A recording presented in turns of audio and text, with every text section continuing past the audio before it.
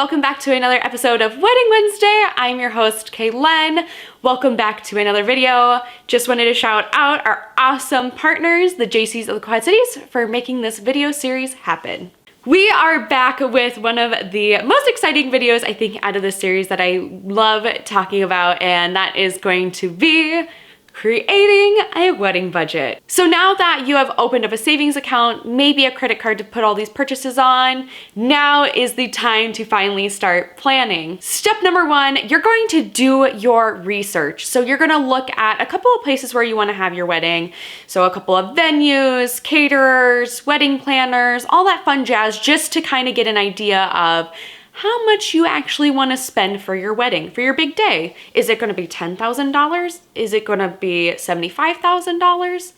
It's up to you. Step number two is define a want and a need for your wedding. So you're gonna sit down with your partner, draw out a Venn diagram, wants versus needs, and you can kind of compare and contrast of what you see as a want. So maybe you want to spend more on a photographer while he may want a cheese fountain. That way you can also be preparing for the next step, step number three, which is my favorite, building the budget. So when creating a wedding budget, it should look a little something like this.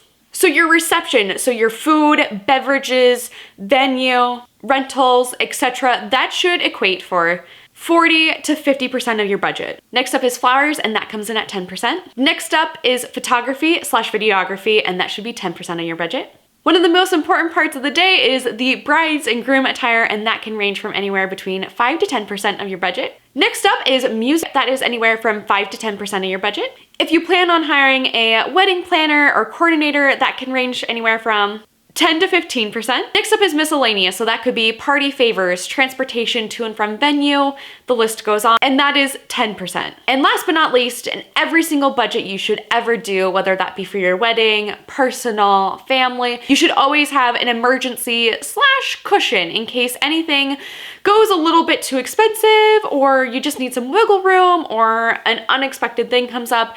Your emergency / cushion fund should be anywhere from 5 to 15% of your budget. Last but not least, step number four, we are gonna be talking about keep track of your bills.